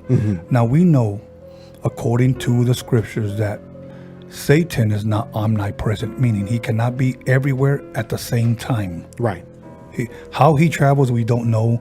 Is he a jumper? Can he be in California and then the next second be in Africa? We don't know. Right. Because we don't know how they travel. Okay. But we know he is not omnipresent. My brother shared with me a story one time that he was walking out of a bar in TJ. Okay. And he said that he was talking about to stop at this taco stand in TJ. Yeah. Now we're talking about, I don't know, talking about 70s. And he said he saw a man standing in the alley. He said he was just wearing a gray suit. His hair slicked back, dark glasses, goatee with a chrome cane. Okay. He said this suit was shiny gray. Now, in my mind, being a skeptic, I'm saying to myself, really? The devil? Right. You know? And he said, yeah. So he goes, so I'm there eating my food and I'm constantly looking over there. He goes, so I finally asked the taquero, can you turn around and look to your right and tell me what you see? That's what he said. And the man goes, what? And he says, there's somebody over there just staring at me. He said, can you look to your right and tell me? He said, the taquero's doing his food and he does this. There's nobody there. Really? So my brother turns around to his left and he's still there. And he says, can you please, one more time? He's standing right there by the phone booth. Yeah. And he says, there's nobody there. It's just dark. Yeah. He said, so at that point, I knew I was the only one seeing him. He said, and when I turned around, I was taking a bite of my taco and I'm looking at him and then he just raises up his hand like, come. Really? Yeah. And he said, that scared the shit, out of me. Yeah. That's what he said. And he was saying, I finished up my food and I just waited. He goes, but my car was right there where he was parked at. I mean, where he was standing. He was right here. My car was right here. So I had to get close within 5 feet of him. He said, and as I got closer, we were looking at each other and he turned around, told me, follow me. And he walked into the alley. He said, I got in my car, turned it on, ready to go home. I got out of the car and I said, what the hell? Let me go see what this is. I went in the alley. There was nobody there. Dang. He said that's crazy. Had to have been the devil. Yeah. So I just said, look, I'm not going to sit here and say that it wasn't, but obviously if you cannot explain that, you don't know where he went. He goes, the alley was like a dead end. Right. He could not have gone anywhere. Right. My dad has shared with me a story where he was in TJ as well. Okay. He was in a club. He was a youngster, and he almost described the devil the same way my brother did. Really? Nice suit, hair slicked back, goatee, glasses. Yeah. And many people have this same story. It's weird because as I began to talk to people, they all have the same story, that it was a time where this guy was dancing and every girl in the club wanted him. Right. He was that, like, in my dad's words, he was a beautiful man. Right. Okay. That finally, that when he looked at his feet, he had realized that he was dancing this far off the ground. Oh, damn. He wasn't even on the floor. And the lady who looked down and saw him fainted. Everybody got scared, ran out the club. He walked out. When this lady came to, they asked her, and they said he had 2 different types of feet, a goat's foot and a pig's foot. Oh, shoot. That's where she fainted. Yeah. Again, I wasn't there. These are Mexican folklore stories that my brother and my father shared with me. Yeah. Whether they're true or not, I don't know. I wasn't there. Am I a skeptic? Possibly. Yeah. But I'll tell you what, I don't want to see nothing like that. Yeah. Same here. So. I think about that all the time too. I mean, I listen to my grandma's stories and they are entertaining, but at the same time, it's hearsay. I'm like, oh, I have to trust her word. And my grandma's a pretty straightforward, serious woman, and I would hope that she wouldn't lie, and I'm sure she's not lying, but but one thing that is true, that everyone does feel specific bad energy from certain people. Yes. So when someone walks into a room, everyone looks at that person. You could feel like that person's not good. Something about him, I don't even know the person. We could all feel that for sure. Absolutely. Yeah. Absolutely. And that's another thing that my dad would always tell me. He would always tell me, tú puedes sentir cuando una persona es una mala persona, la energía. You would know when a person's bad by their energy. Yeah.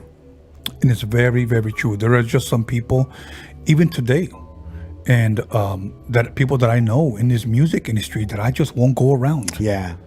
I just will not go around, and it's sad because a lot of these people have followers. Girls go crazy over them. Yeah. And sad to say, and I'm not going to nitpick, but some of these guys aren't even good-looking dudes, and there's something that they have that the girl is drawn to them. Right. And that's one thing that my brother and my father said. This guy, they would tell me in Spanish, like the loteria guy, era bien Catrín. Yeah. Yeah. You know what I'm saying? Yeah.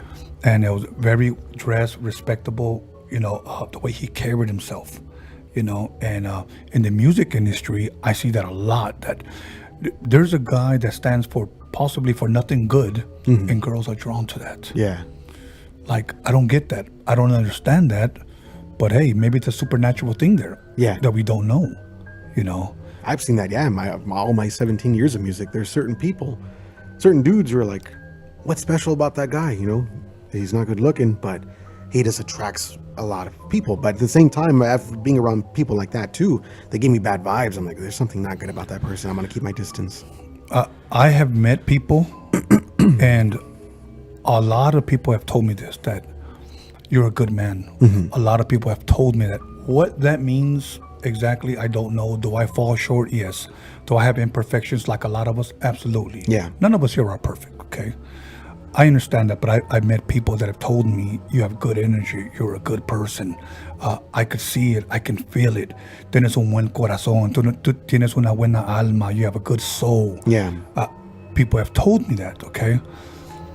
Now, I have met people in this industry that, keep in mind, I have what people have told me about me. Yeah. And I meet people that have told me that guy's no good. Yeah. And whenever I meet those people, they can never look at me in the eyes. That is true as well. I've come across that. Yeah, they can never look at me in the eyes. When they look at me, it's almost like, say you're staring at me, I'm like this, I'm looking at like this, I'm like this, or I have my glasses on, and I'm just looking down, and that's how they look at me. Yeah. And it's not like I carry anything special, you know? Yeah. But I know I'm not a bad person. Right. You know, there are just some people that are just drawn to whatever it may be, maybe something dark. Yeah. Maybe something that they're doing behind closed doors that we don't know about. Right. I mean, there are people today that are very well known, and they're open now. They're open that they're Satanists. Yeah. You know, that they practice voodoo or Santeria or whatever the case may be. Right. You know, but they open themselves up to that stuff, and it's scary. You don't know what you're going to let in. Yeah. Yeah. You know, one thing that I'm going to share, my abuelita, since you brought up your grandmother, lived in Juarez. Okay. They moved from Torreon, Coahuila to Juarez. Okay. And I remember seeing her several times. I was maybe the last time I seen her, maybe in 7th grade. Mm-hmm. Very, very short, dark, Native American looking woman. Yeah. This is my mother's mother. And I don't know, quite frankly, what she was involved in, but I know that I seen her a couple of times do some, like what we call limpiadas. Yeah. You know, what? How would you pronounce or say that in English? Like a cleanse. Like a cleanse. Cleansing of the soul. Okay. Yeah. And I remember she taught my mother that, you know, but they would mix it the way she would do it with Catholicism. Yeah. Everything in the name of the Father, Son, and Holy Spirit or whatever. And whether this is true or not, I don't have a picture, but this is what my mother's brothers and sisters told us, because we were living here, that when she passed away, her house fell. Really? That's what I was told. Oh, wow. That her house fell. Like her house died with her. She was a good woman. Everybody always talked very, very highly of her. Yeah. She was always good to us. And even though I've only seen her a few times, I can say that she was a good person. I felt it, that I missed her. Yeah. And even today, when I think about her, it was the kind of grandmother that, like, your mother could have left for a week, and you could have stayed with your grandmother, and you felt like you were home with mom. Yeah. That's how that was. Yeah. So, and even though I've only seen her for a few times, I can still say that I miss her. Right. You know, the few times that I was with her. But yeah, that was a story that I heard, that the house fell. You got any other stories that maybe your grandmother might have shared with you, or? Yeah, my grandma. One of the other big ones that I remember is she told me, this is a personal thing that happened to her. She where she lived, I believe it was in Jalisco at the time, when I think she was a teenager. But she told me, she's like, I've heard La Llorona. She's like, I didn't see it, but behind her house was a river. They lived off like in the boonies. It was, you know, like stone roads and stuff like that. So she said. But she said, yeah, she heard a crying woman out from like the wilderness and next to that river. Really? Yeah, and she said we were positive it wasn't one of the people in the town. It could have been a stranger, that maybe someone is crossing through crying and stuff, but she's like, we're almost certain everyone agreed that it was La Llorona. And you know what? And that has been going on for years, decades in Mexico. Yeah. You know, that somehow, and there's got to be some type of truth to it, because there's just too many people experiencing that. Yeah. You know, how can you deny that, you know? Right. So, have I ever seen her? No. Have I ever heard her? No. But when this is passed down for years and years and years, and you have people that experienced it and heard it, Right. you can't deny that. Yeah. You can't deny that. I had a chance to see the movie. I didn't really necessarily care for it. I don't know if you saw it. Yeah. I saw it. What was your take on that movie? It was kind of little silly. It probably should have been. There's so much good stuff that could have been put into the movie. Right. There was a lot of joking and stuff, and I know they only did that for entertainment and stuff. But Right. I remember I seen this meme that came out back before the movie came out, and it said the movie better be good because Chicanos have been preparing for this movie for hundreds of years. For all the stories that have been passed down to us. I think there should have been a time, or maybe unless I missed it, you can correct me, where they should have given, or they should have shared the history. Yeah. Of how it all started, at least, so that people would know what it is we're watching. Yeah. Instead of like, we'll just title it La Llorona, she's in the city now scaring everybody. Right. And that's pretty much how it all came down to it. But I wish they could have taken their time. It's kind of like The Exorcist. We know that there was a priest archaeologist that goes around digging, and he found, statues. Right. He found artifacts that had to do with the devil or whatnot. That's given a little bit of the history. Yeah. So, yeah. Yeah, and there's a few movies that do that well, and I think La Llorona, although I love the subject matter, just kind of didn't do it for me. But Yeah. I think The Exorcist did it well. Another one that did it really well, I don't know if you've seen this movie, but it's called Hereditary. Yeah, it was. Wasn't it like a part 3, or no? That was The Heretic. Yeah, that's the Heretic's the part 3, I think, to The Exorcist. Yeah. But Hereditary it's a newer movie that came out from a director named Ari Aster. And the movie is very similar to the kind of The Exorcist that deals with possession, things like that. But that movie it makes it feel real. Okay. I'm gonna have to check that one out. You know what? I could have swore that I had 4 pages, but I only see 3.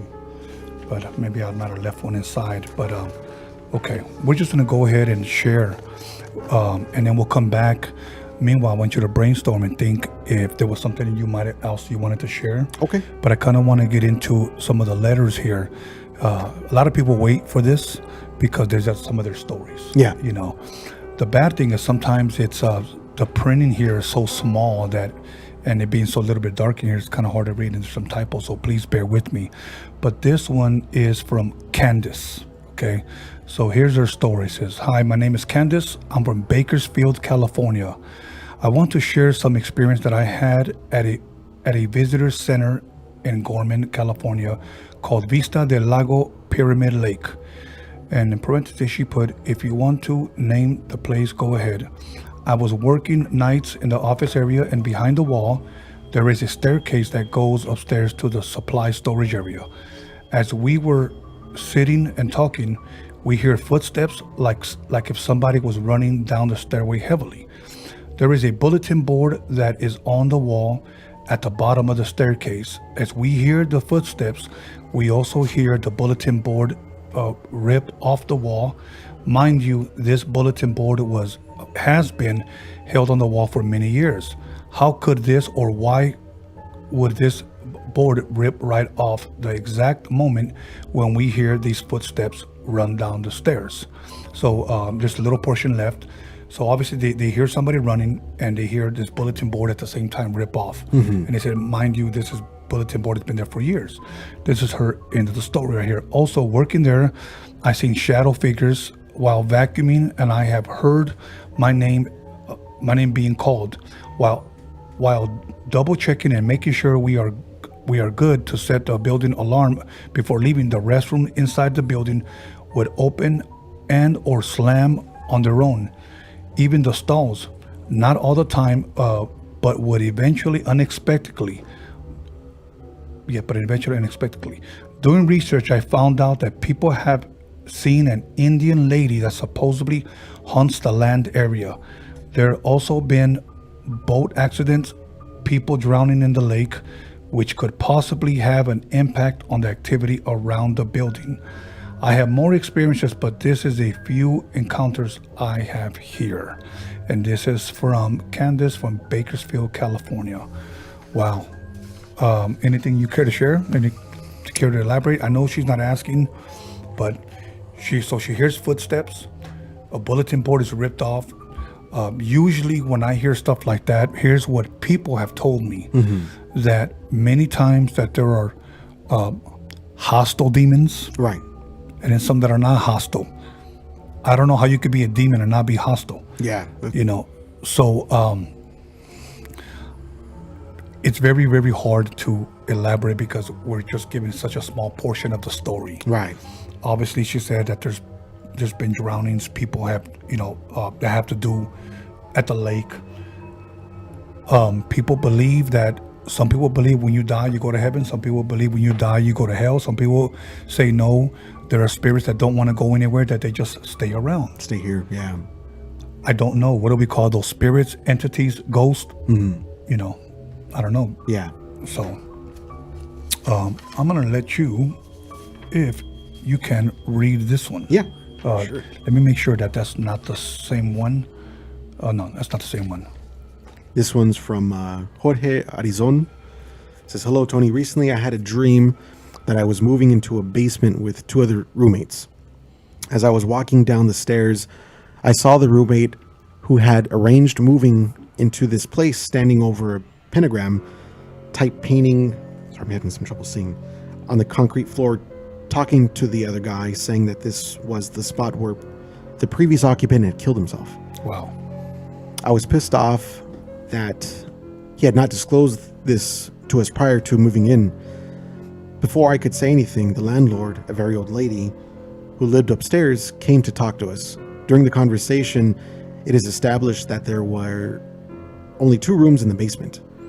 Let's see. Sorry, I know it's kind of small, so. Once again, I am angry, and I was asked how we were supposed to live in a 2-bedroom basement when there were 3 of us. The old lady said that the 3rd bedroom was upstairs in the kitchen. I did not want any part of staying downstairs, so I happily agreed to staying upstairs, as weird as that was. As we were talking, the old woman froze with a look of horror on her face as she was staring at the wall. I turned to see what she was looking at there. On the wall, I see a demonic shadow, people coming towards us. I was so scared that I started praying the prayer of Padre Nuestro, the Spanish version of Our Father. As I got to the part of the prayer where it says, I can't pronounce this word here. It's okay. I'm going to try it. So, santificado. Okay, sanctified or sanctification, maybe? Yes. Sea tu nombre. That particular phrase came out of my mouth in a deep demonic voice. It is important to understand that in reality, I do not know this prayer. I was saying a prayer in my dream that I don't even know the words for. This is the point where I woke up. I was scared and couldn't help but feel like I had been talking out loud. Luckily, I didn't wake my wife up and I talking like a demon, but I have in the past during other demonic nightmares. Once I had a dream that was where there's raining blood and fetuses. Another time I was saying the prayer, Our Father, in English, although I also don't know this prayer. I've had about 4 to 5 dreams like this in the past 8 years or so, but they really shake me up to the core. My daughter and I are big fans of the show, and she encouraged me to email you some of my dreams. So all of these were dreams, correct? Yeah, from what I understand, they're all Okay. dreams. Wow. So obviously in the dream, I guess he moved into a house where there was a pentagram, and come to find out later on, somebody had killed themselves there. Yeah. Okay. It's funny you bring that up because I just finished watching that movie, Amityville Horror, the remake. Oh, okay. Okay. Yeah. But let me share this with the public, and a lot of people may not know about this, or they forget to ask. If you move into an apartment, a house, or condo, whatever you're buying or whatever you're renting, you have the right to ask the landlord or the owner, did anything happen here that I should know about? Right. Anything happen here? And they have to tell you by law. If somebody got killed there, if somebody, if there was a drive-by, was there a raid? Yeah. Anything they have to tell you. Right. So, I say that to say this, that I know there's apartments. I know there's an apartment where a man killed himself, and it's very close by. I'll show you. Killed himself. And since then, all within maybe a span of 20 years. People cannot live there more than a year. Really? Yes, more than a year. Because every time I've talked to them what happened there, you don't want to go in there. You don't want to live in there. You don't want to see what we've seen. You don't want to hear what we hear. Okay. And you know what it is? Because these are low-income apartments. Okay. That they have no choice. So many times they don't want to ask because the landlord tells them, yeah, somebody killed himself in here. Somebody killed their child here. Right. Somebody was raped here. There was a gun by, somebody got killed with a gun right here at the porch. Right. If a person hears all that, they're not going to want to move in. But if you got nowhere else to go, Right. You're going to stay there. you're going to stay there. Yeah. So, wow. Yeah, this one was interesting. This one, as I was reading it, I just had a dream recently where I received a prayer. And it's almost as if I felt like I was saying the prayer as I was asleep.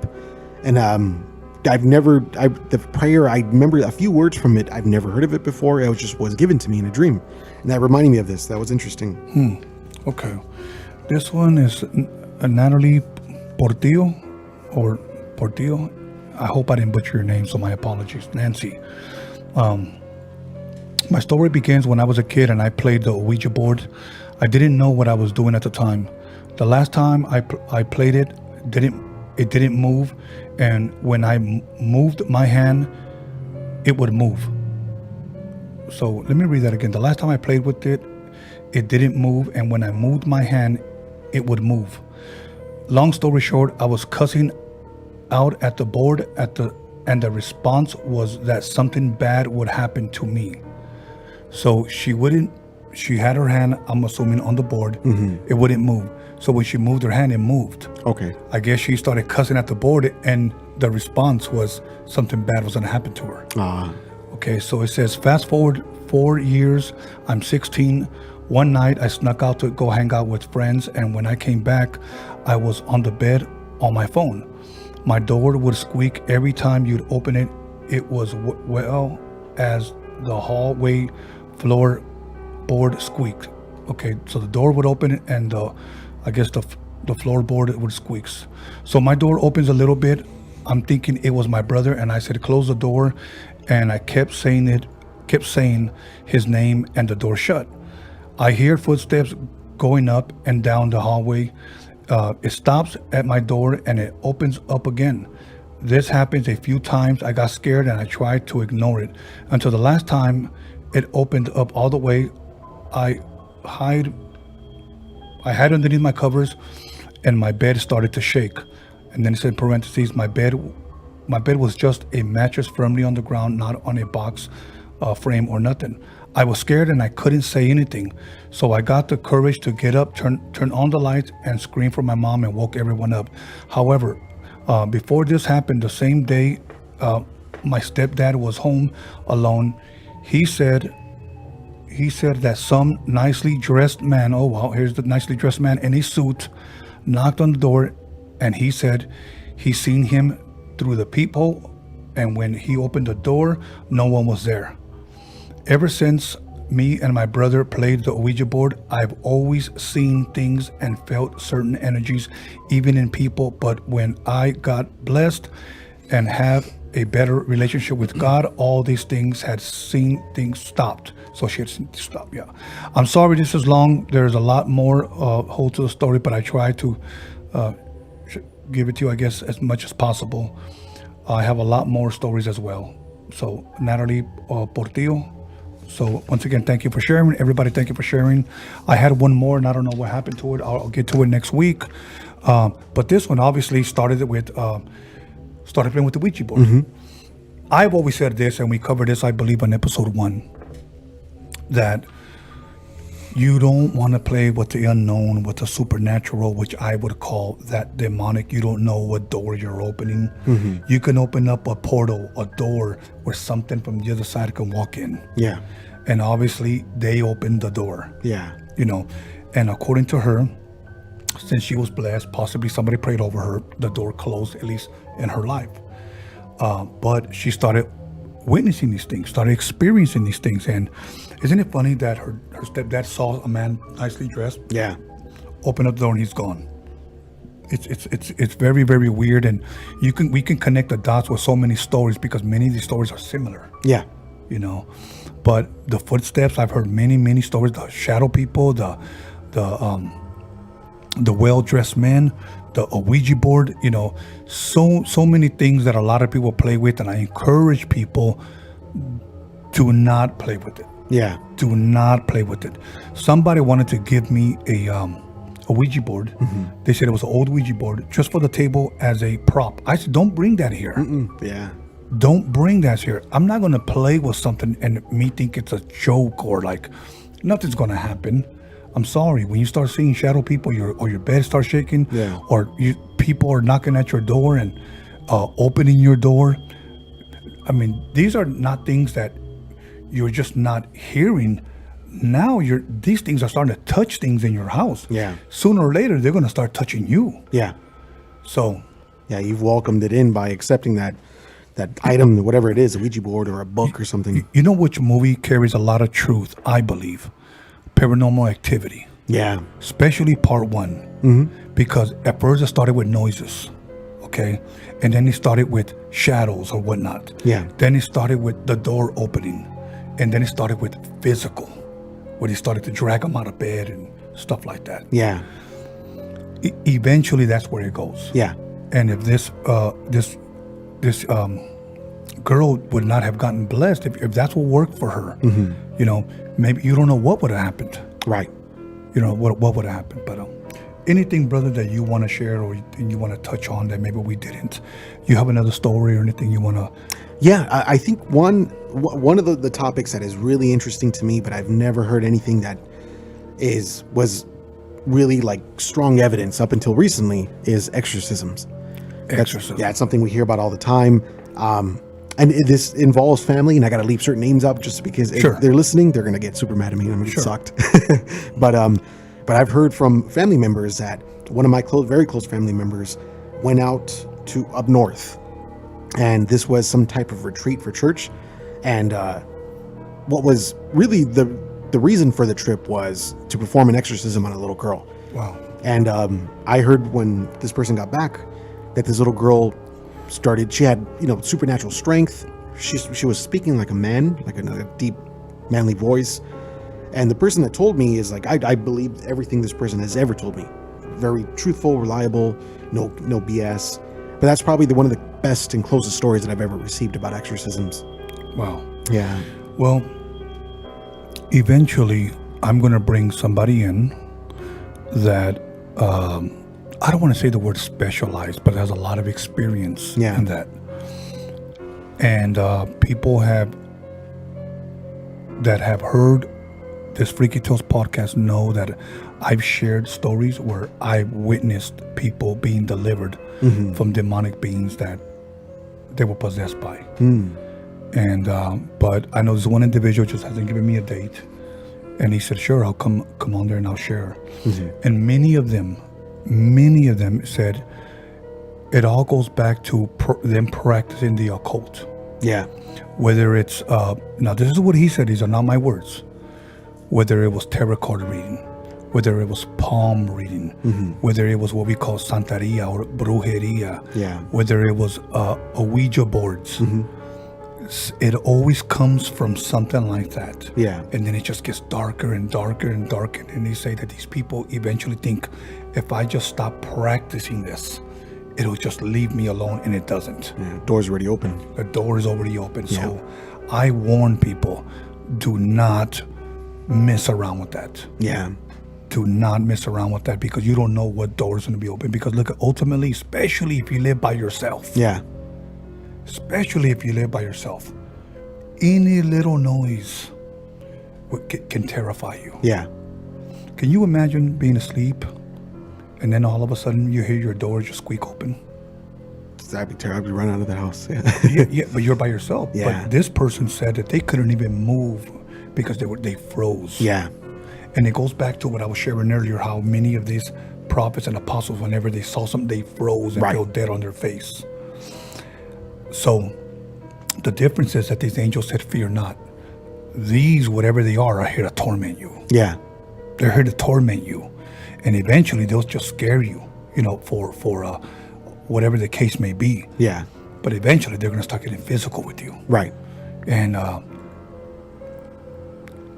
I won't mention no names, but I've shared this in the past that I have met certain females that will say that they believe that they were raped by whatever these entities were. Mm-hmm. And imagine waking up with bruises in between your legs, waking up sore. Yeah. How are you going to go report that to the police? Right. It's an incubus. Succubus and incubus, yeah. That's the subject which one day we're going to cover on this show, the incubus and the succubus. For those of you that have never heard that, look it up. Incubus and succubus. One of them is a male demon, if you will. Yeah. The other one is a female demon, if you will. The female demon will go and, if you will, have sex with the man, and vice versa. You know? And I've known several men that have shared with me that they lived alone. Mm-hmm. And as weird as this may sound, I'm just going to go ahead and say it. Some people may laugh, some people may not.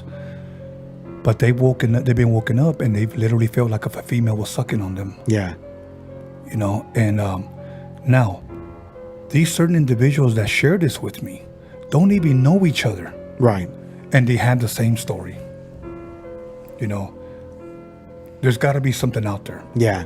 One thing you don't want to do, you don't want to open up that door. Yeah, that's for sure. So, with that being said, first of all, I don't know if there's anything else you want to touch on, brother, before we head on out, or we're good. No, yeah, I think we're good. I think I got all the topics covered, and it's a lot of interesting stuff that we're going to. A lot of interesting stuff, and I know we can continue to go on and on and on, but I wish I had my other story. I don't know what actually happened to it, but I want to thank everybody for tuning in. Thank everybody for being here with us, for submitting their stories. I want to thank Jorge. I want to thank Natalie, and I also want to thank Candace for taking the time and emailing us. Once again, you can email your stories at freakytalespodcast@gmail.com, freakytalespodcast@gmail.com, or you can go on Instagram and follow us there. Freaky Tales Podcast on Instagram. I'm not sure if we have a Facebook yet. I have to talk to my team, but I believe we may have a Facebook page, but we'll get back to that on you guys next week. Next Friday, I will have another special guest, totally different topic. If you will, please share this with family members, friends, and have them subscribe. I want to hit the 3,000 mark by the end of this month. I believe we're almost at 2,700, or I think we may be at 2,700 yet subscribers. But I want this podcast to grow. I want you guys to continue to submit your emails, follow us on Instagram, and eventually we will have the freakytalespodcast.com. I know we already have the page. We just got to load up the merch, and for those of you that want to purchase certain things from us, we just got to gather everything together and put it together.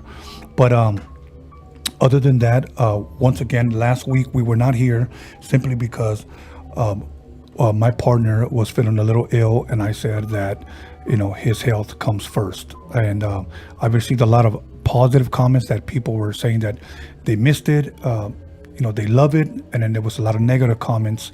But you know what?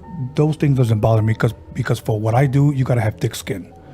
So other than that, Sammy, thank you once again for coming, taking the time and sharing.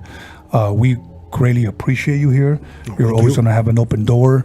I know your Instagram has been popping up on the screen, and we'll also, when this video goes up, we will put it on the description, so everybody who wants it and wants to follow you on IG can follow you on your page. Perfect. Thank you. This man has a lot of interesting art, and if I'm correct, you drew all those paintings on artwork on your page, or on because I have two Instagram pages. One's the art page, which I draw all hand drawing, marker and pen and stuff like that, some painting, and then I got my music page as well. I know you brought me one for my studio. Yeah, thank you very much for that. I greatly appreciate it.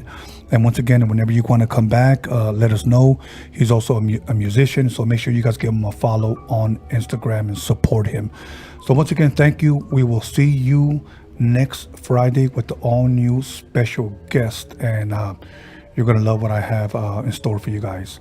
So I want to thank my good friend John Elkins for making all this possible. I want to thank Alex Cervantes Enterprise, for helping us out on Freaky Tales podcast, for making all this possible. And always remember this: expect the unexpected. Leave those doors closed.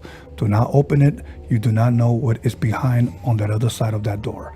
And with that, I leave you with a good night. Take care.